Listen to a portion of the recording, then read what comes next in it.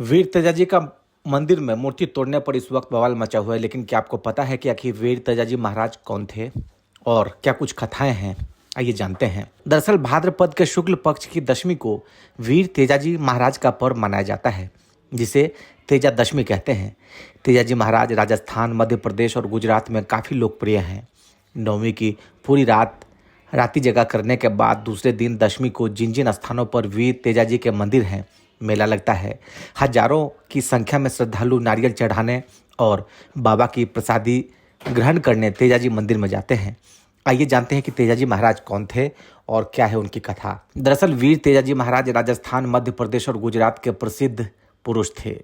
तेजाजी का जन्म राजस्थान के नागौर जिले में खरनाल गांव में हुआ था। ये राजस्थान के 6 चमत्कारिक सिद्धों में से एक है। ये सबसे बड़े गोरक्षक माने गए।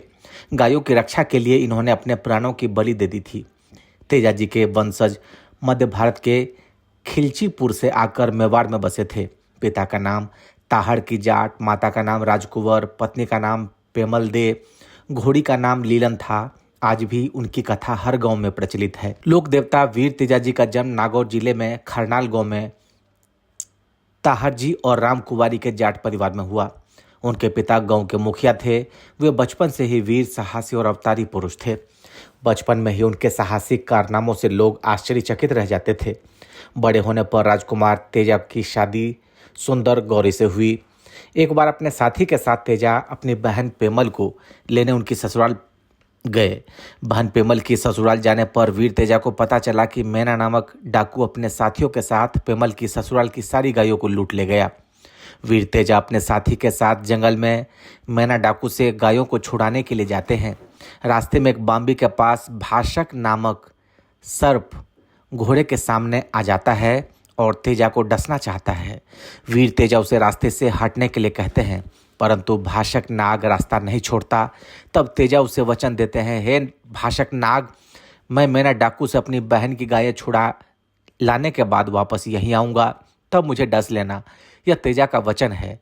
तेजा के वचन पर विश्वास होकर भाषक नाग रास्ता छोड़ देता है। जंगल में डाकू मैना और उसके साथियों के साथ वीर तेजा भयंकर युद्ध कर उन सभी को मार देते हैं।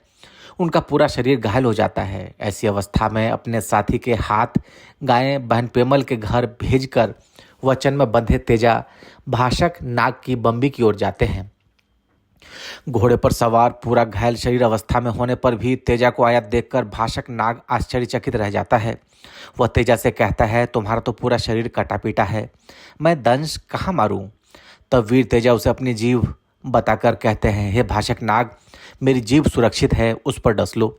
वीर तेजा की वचनबद्धता देख भाषक नाग उन्हें आशीर्वाद देते हुए कहते हैं, आज के दिन भाद्र शुक्ल दशमी के दिन पृथ्वी पर कोई भी प्राणी जो सर्पदंश से पीड़ित होगा, उसे तुम्हारे नाम की तांती बांधने पर जहर का कोई असर नहीं होगा। उसके बाद भाषक नाग घोड़े के पैरों पर से ऊपर चढ़कर तेजा की जीभ पर दंश मारता है। उस दिन से तेजा दशमी पर्व मनाने की परंपरा जारी है। ब्यूरो रिपोर्ट, आर्य खबर।